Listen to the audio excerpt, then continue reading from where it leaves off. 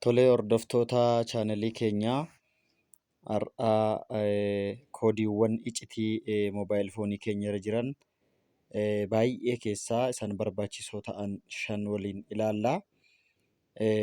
Inni jalqaba irratti argamu akkaataa itti IMEI yookiin immoo International Mobile Equipment Identity moobaayil foonii keenyaa itti baruu dandeenyu jechuudha.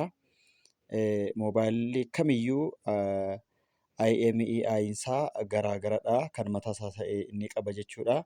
Kanaaf kan moobaayil foonii keenyaa baruudhaa fi jalqabaa appilikeeshinii bilbiltuu keenyaa cuqaasnaa.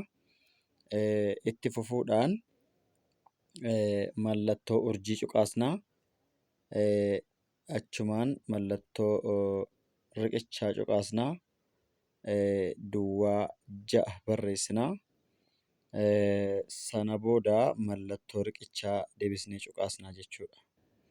Gaafa mallattoo riqichaa cuqaasnu IMEI moobaayila keenya nuuf argisiisa jechuudha.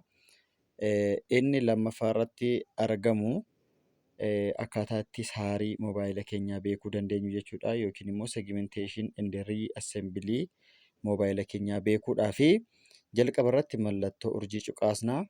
Mallattoo riqichaatti daballaa. Sana booda duwwaa 7 erga cuqaasnee booda mallattoo riqichaa cuqaasnaa jechuudha. Sana booda saariin moobaayila keenyaa nuuf mul'ata jechuudha. Sadaffaa irratti kan argamu immoo beezik infoormeeshinii moobaayil foonii keenyaa infoormeeshinii waliigalaa yookiin immoo odeeffannoo waliigalaa moobaayila keenyaa beekuudhaa fi koodii dheeraadhaa xiqqoo ishee dheerachuu danda'a. Kana waliin galchineetu infoormeeshinii waliigalaa moobaayila keenyaa beekuu dandeenya jechuudha.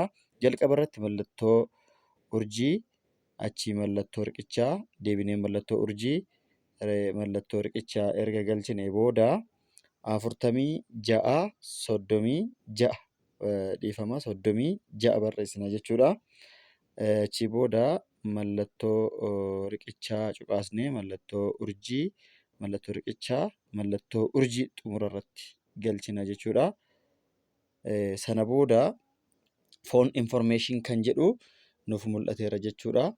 Sana keessaa seennee waa'ee moobaayila keenyaa baay'inaan barreeffamee waan jiru kana dubbisnee hubachuu ni dandeenya jechuudha. Kan biraa yuuzeej istaatistiksii asumarraan ilaaluu ni dandeenya.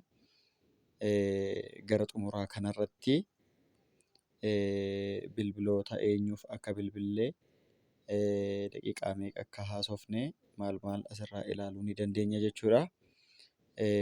Dhumarratti waayifaayi infoormeeshinii illee ilaaluu ni dandeenya jechuudha.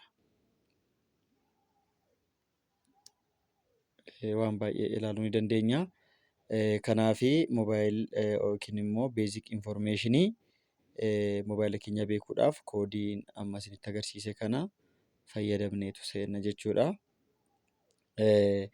Inni sadaffaani diyaagnostiksii moobaayila keenyaa beekuudhaa fi mallattoo riqichaa dhiifama mallattoo urjii erga barreessine mallattoo riqichaa taansinaa mallattoo urjii barreessine ammas mallattoo riqichaa erga barreessine booda 42 yookiin immoo 426 erga barreessine mallattoo riqichaa, mallattoo urjii, mallattoo riqichaa deebinee mallattoo urjii gaafa cuqaasnu diyaagnostiksii keenya nuuf fidaa jechuudha. FCM diyaagnostiksii keenya nuuf fidaa jechuudha. Sanaa karaa kanaatiin ilaaluu ni dandeenya. Inni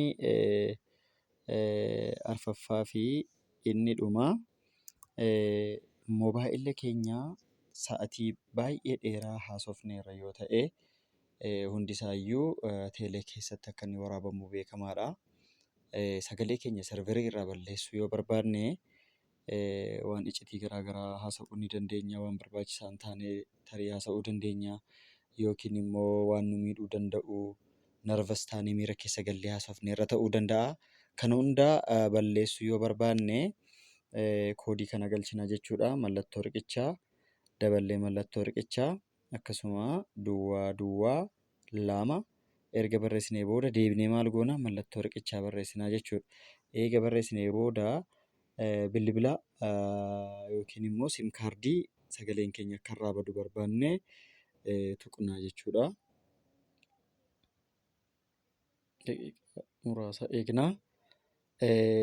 Call forwarding erasure was successful jedheera jechuudha. Kanaaf amma simii koora sagaleen kanaan fuuldura haasa'aa ture hundumtuu badeera jechuudha. Egaan hordoftoota keenyaa koodiiwwan barbaachisoo shanan kana har'aaf yoo qabattan ga'aadha. Yeroo kan biraa walitti deebinaa. Yeroo gaarii.